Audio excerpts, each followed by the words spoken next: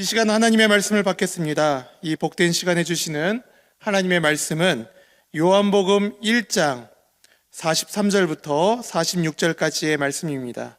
이튿날 예수께서 갈릴리로 나가려 하시다가 빌립을 만나 이르시되 나를 따르라 하시니 빌립은 안드레와 베드로와 한 동네 베세다 사람이라. 빌립이 나다나엘을 찾아 이르되 모세가 율법에 기록하였고 여러 선지자가 기록한 그 일을 우리가 만났으니 요셉의 아들 나사렛 예수니라. 나다나엘이 이르되 나사렛에서 무슨 선한 것이 날 수 있느냐. 빌립이 이르되 와서 보라 하니라. 아멘. 저희들은 새생명 축제를 준비하면서 전도와 영적 무장의 시간을 가지고 있습니다. 지난 시간에 전도와 영적 무장 첫 번째 전도는 생명입니다라는 그 주제의 사랑에 대해서 같이 나누어 보았습니다. 오늘은 그 두 번째 인비테이션 초대라는 주제로 같이 말씀을 나누려고 하는데요. 벌써 2주 전에 여러분들의 주보 속에 삽지로 포함되어져 있던 소풍 작정자 초청 카드를 혹시 다 작정하셨습니까? 초청 카드를 받았을 때 우리 성도님들의 마음은 어떠하셨습니까? 초청지를 받아들었을 때 이곳에 누구의 이름을 써야겠다, 오래전부터 늘 마음에 먹고 기도했던 분들이 있다면 어렵지 않게 쓰셨을 것입니다.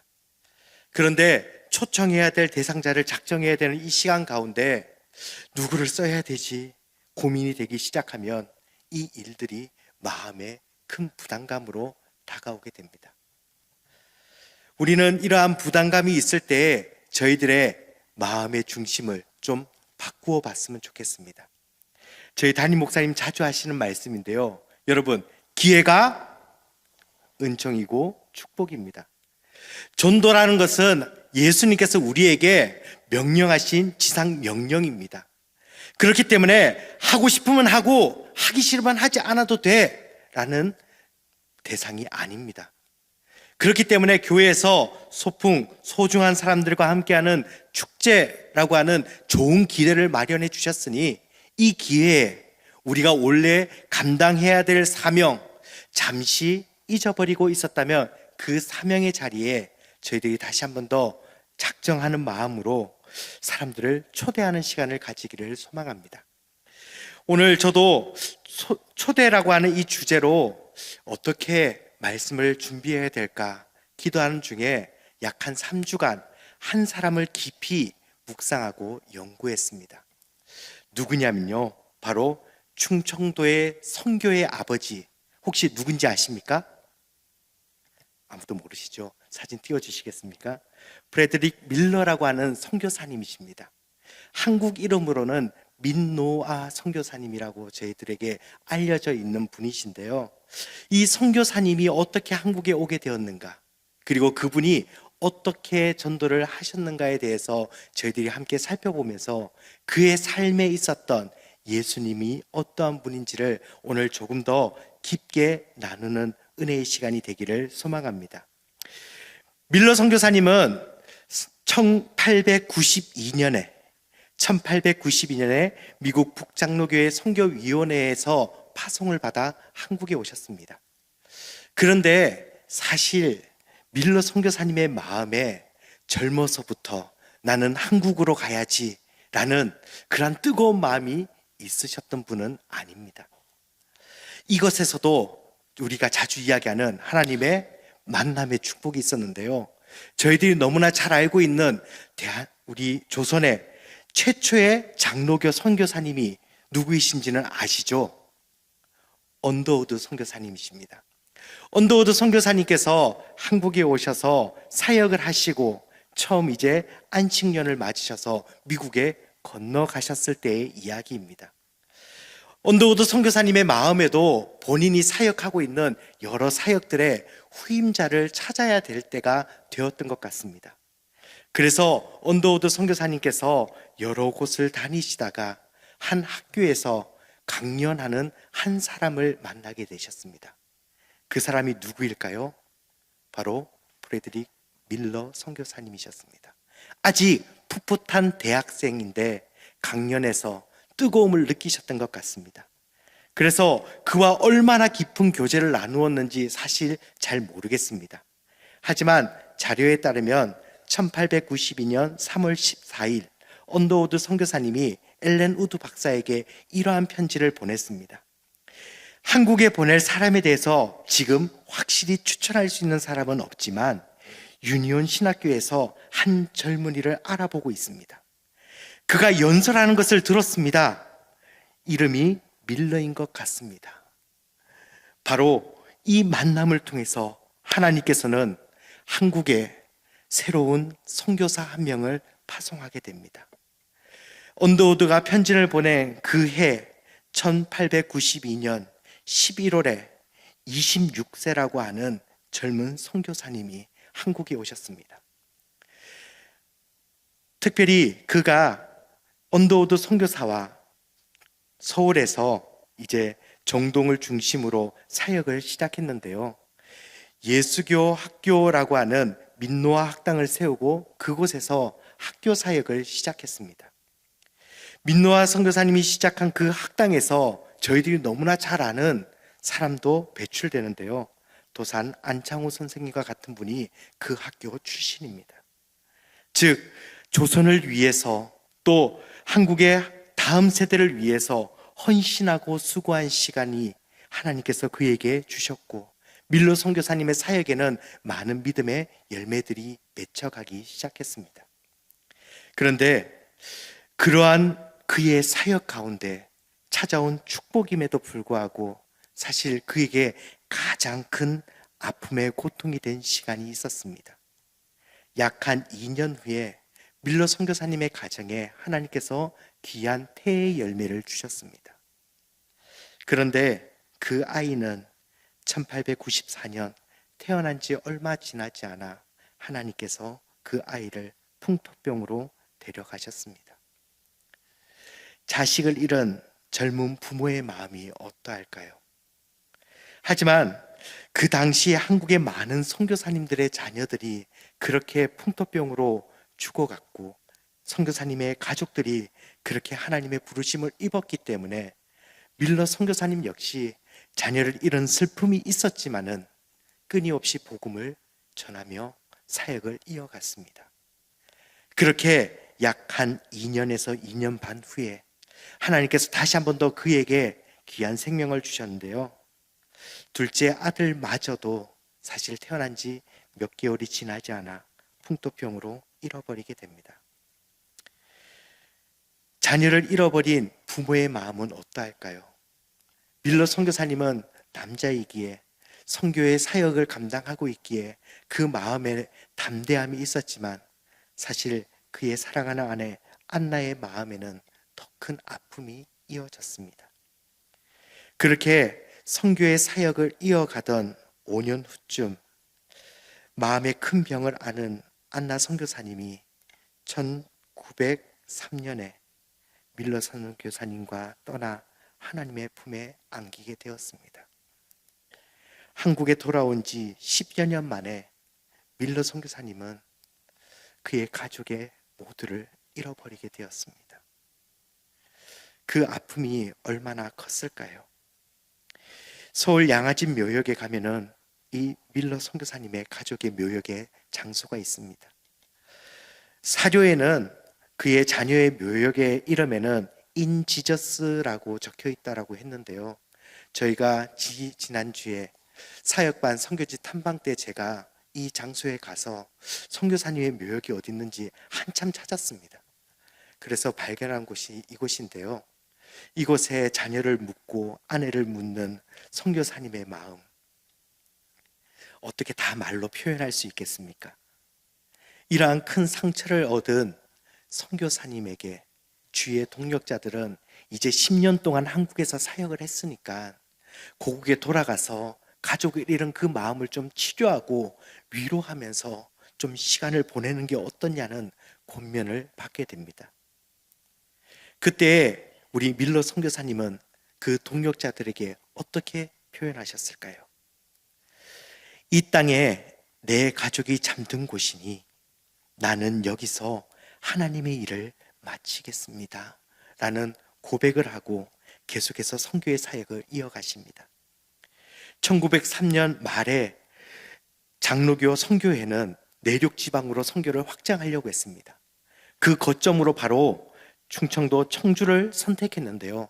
밀러 선교사님이 바로 그 지역의 자원에서 선교사로 파송이 되셔서 그의 아내가 죽고 난 1904년 10월에 청주로 내려오게 됩니다. 그리고 그곳에서 작은 사랑방에서 첫 예배를 드리면서 선교의 사역을 이어갔습니다. 청주에서 그가 늘 해왔던 교육, 선교, 학교의 사역들을 계속해서 이어나가면서 그는 끊임없이 작은 소책자를 들고 전도를 하러 시작해 나갔습니다. 이러한 밀러 선교사님께서 바라본 한 가지의 광경이 있었는데요. 청주 시장에서 두세 사람들이 모여서 무엇인가를 보고 있는 것을 발견했습니다. 다가가서 그 사람들이 무엇을 보고 있는지 다가가니 그들이 무엇을 보고 있는지 아시겠습니까? 작은 쪽복음의 성경책을 사람들이 삼삼오오 모여서 청주시장에서 읽고 있었던 것을 발견하게 됩니다.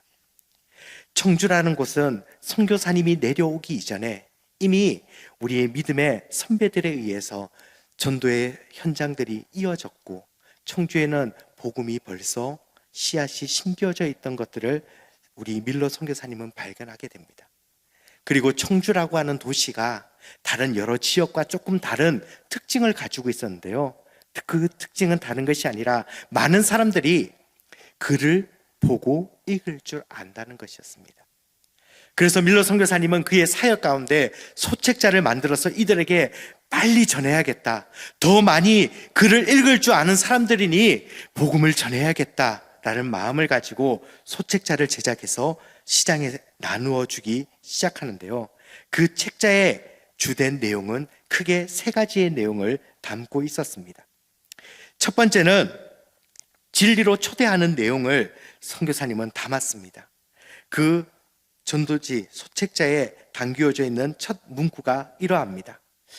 하나님은 지혜의 근원이시다. 자녀들이 빛을 얻고 지혜롭기 위해서는 지혜의 근원이신 하나님께 나아가야 한다. 우리 밀러 선교사님은 세상의 여러 지혜들을 그들에게 가르쳐주고 그들에게 무엇인가를 더 나은 문명을 전해주려고 그들에게 다가간 것이 아니라 그들에게 하나님의 말씀으로 초대하면서 이 소책자를 나누어주기 시작하신 겁니다. 그리고 두 번째로 주된 내용은 그들의 삶이 변화되기 위한 문구의 내용들을 그 소책자 안에 담았다고 이야기합니다. 밀러 선교사님은 당연히 조선 초기에 있었던 여러 가지의 상황들, 전도의 초기에 있었던 조선의 상황, 금주 금년 운동에 적극적으로 동참하며 이 사람들의 삶이 변화하기를 소망하셨습니다. 단순히 그들이 예수 그리스도의 구원을 받고 구원을 얻는 삶만 살아가는 것이 아니라 구원 얻은 그들의 삶이 더 나은 삶으로 어둠 가운데 머물러 있는 삶에서 그것을 벗어나는 삶으로 나아가기 위해서 적극적으로 금주 금년 운동에 대한 내용을 소책자에 담아서 그들에게 나누어 주었다고 합니다. 이러한 소책자를 받아든 사람들에게 몇몇 에피소드가 있었습니다. 어떠한 에피소드냐면요, 밀러 선교사님이 이제 여러 번 청주 시장에 나가서 전도 소책자를 나누어 주니까요, 주막에 주모가 나와서 당신 때문에 우리가 장사가 안 된다고 막 자기를 꾸지람하는 사람도 만나기도 했다고 합니다. 그리고 여러 번 나가다 보니까요, 선교사님에게 이미 내가 이전에 받았던 것이라고 이야기했던 여러 사람들에게 밀러 선교사님은 이것은 또 새로운 소식입니다 라고 이야기하면서 매번 소책자의 내용들을 바꾸어 가면서 그들에게 나누어 주었다라고 합니다. 이것은 조선을 향한, 이 땅을 향한 밀러 선교사님의 깊은 마음이 담겨져 있는 내용이라는 것을 저희들이 너무나 잘 알 수 있습니다. 아무런 피도 섞이지 않은 이 민족을 위해서 끊임없이 노력했던 민노아 선교사님, 우리 밀러 선교사님의 이 사역을 저희들은 기억해야 됩니다. 그리고 또 다른 한 가지는 무엇이냐면요, 가정과 다음 세대가 다시 한번 더 회복되어지기 원하는 마음으로 글들을 적었습니다. 어떠한 소책자에는요, 자녀는 하나님의 선물이다라고 기록하면서 부모는 말씀으로 그 선물을 잘 돌봐야 합니다라고 하는 그 시대에 막 이 세상에 그냥 살아가고 있는 어린 아이들을 긍휼히 여기는 말들의 표현들이 담겨져 있었다고 합니다. 밀러 선교사님은 이 소책자를 가지고 같이 성도들과 이야기할 때에 이 소책자가 아이를 기르는 어머니의 손에 담겼으면 좋겠습니다. 자녀들을 위해서 눈물로 기도하는 아버지의 무릎 위에 이 소책자가 놓였으면 좋겠습니다 라는 표현들을 하셨다고 합니다. 그렇게 해서 청주에는 교회가 세워지게 되고 학교가 세워지게 되며 충청도의 복음의 씨앗이 되었던 그 눈물의 흔적을 통해서 오늘 저희들이 믿음을 이어가고 있는 줄 저는 확신합니다. 그리고 자신의 슬픔을 뒤로하고 나를 부르신 그 예수 그리스도의 은혜를 바라보았던 우리 민노아 선교사님의 그 걸음을 저희들도 따라 걸어가기를 소망합니다. 설교를 준비하면서 저도 이 선교사님이 어떻게 사역하셨는가 너무 궁금해서요, 지난 월요일에 청주에 다녀왔습니다. 선교사님이 지내셨던 탑동이라는 동네에 양관이 그대로 아직 남아 있습니다. 지금 오른쪽에 보이는 건물이요, 오른쪽에 보이는 건물이 선교사님이 거주하셨던 일신여자고등학교 안에 있는 양관 건물이고요, 그 옆에는 선교사님의 묘지가 안장되어져 있습니다. 조선을 이렇게 사랑하며 죽기까지 이곳에서 복음을 전하셨던 선교사님의 마음, 그 초대하는 그 마음을 저희들이 다시 한번 더 되새겨 보기를 소망합니다. 저는 오늘 이 선교사님의 마음을 돌아보며 성경에서 정말 이와 같은 마음으로 초대하고 복음을 나눈 사람이 누가 있을까라는 것을 묵상할 때 오늘 본문 함께 읽었던 빌립을 생각했습니다.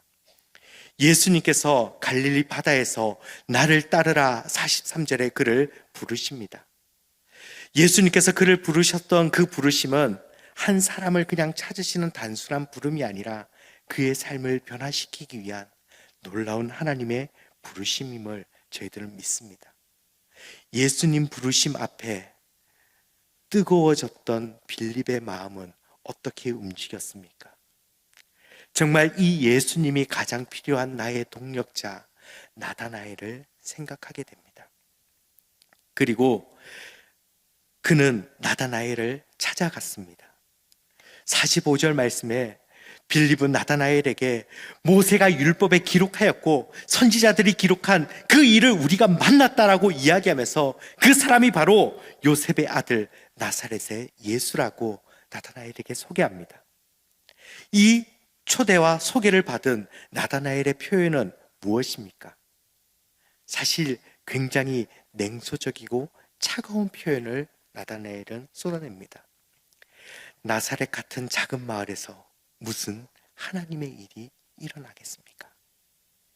이와 같은 나다나엘의 표현은 사실 메시아가 어떤 분인지에 대해서 분명하게 알고 있기 때문에 이야기할 수 있었던 표현입니다. 왜냐하면 미가서에서 메시아는 베들레헴에서 난다라고 분명히 예언하고 있었기 때문입니다. 나사렛 같은 마을에서 어떻게 하나님이 일이 일어나겠습니까? 라는 표현은 그곳에서 태어난 사람은 결코 메시아가 아니라는 나다나엘의 확신에 찬 이야기입니다. 이때의 빌립은 그에게 어떻게 나아갔습니까? 어떠한 표현을 그에게 하고 있습니까?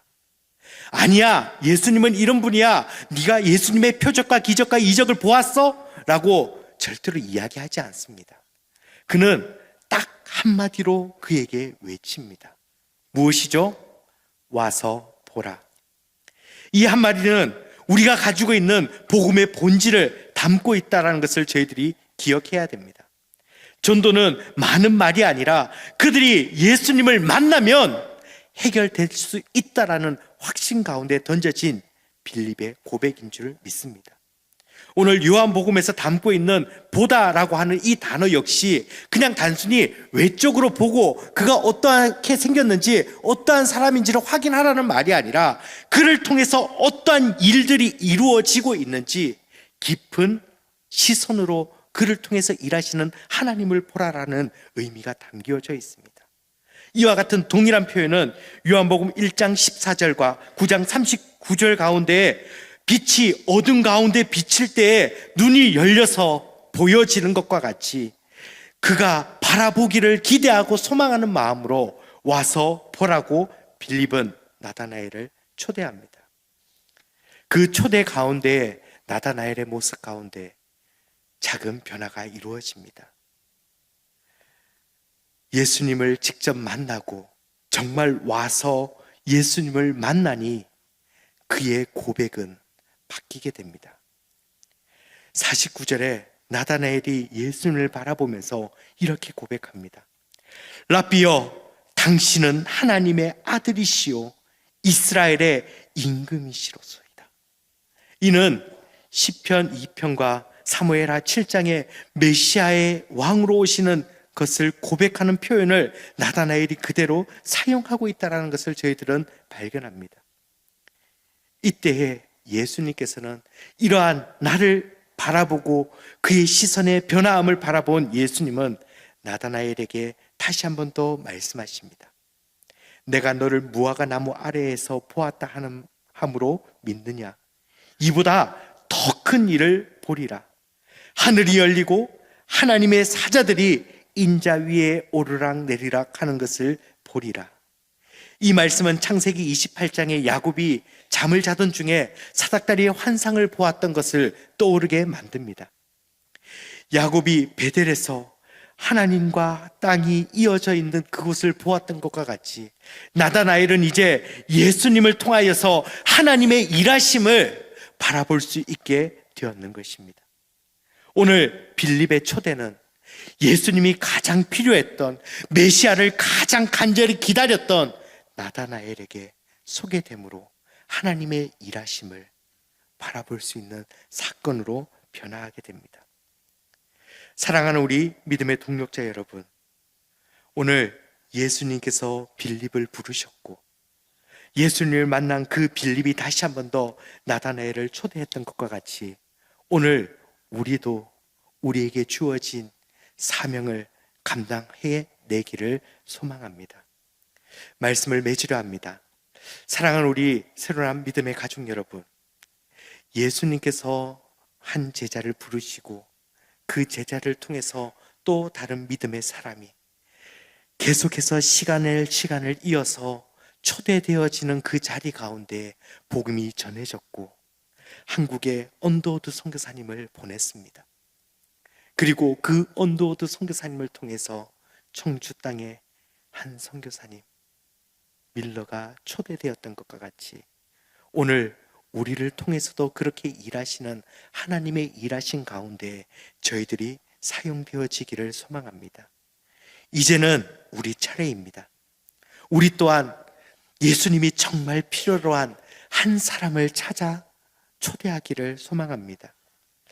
때로는 나의 작은 초대가 한 사람을 변화시킬 수 있다라는 확신을 가지고 있지만 사실 저희들의 경험에 초대했다가 실패해 보신 경험이 얼마나 많습니까? 저도 이번 새생명 축제 때 대전에서 제가 아는 한 사람을 초대해 보려고 시도하고 있습니다. 전화번호도 잘 몰라서요. 요즘에 인스타에 DM으로 몇 번 초대 이야기들을 이야기했습니다. 제 군대 선임이거든요. 대전에서 인테리어업을 하고 있길래 연락처도 모르고 아무것도 몰라서 찾고 찾아서 연락했습니다. 아무런 답장이 아직 없습니다. 하지만 언젠가는 계속 두드리면 열리겠죠. 저도 두려운 마음으로 사실 계속 전해야 될까? 내가 목사라는 걸 이 사람은 아직 모를 건데 그때는 신학을 아직 하고 있지 않았기 때문에 내가 목사가 되었다라는 것도 모르는 이 사람에게 내가 복음을 전하고 초대를 해야 되는데 어떻게 해야 될까? 사실 고민이 많습니다. 이런 제 마음에 불을 지펴준 한 사건이 있습니다. 어떠한 사건이냐면요, 탐방동 지역을 담당하고 있기에 그 지역 아파트를 신방했습니다.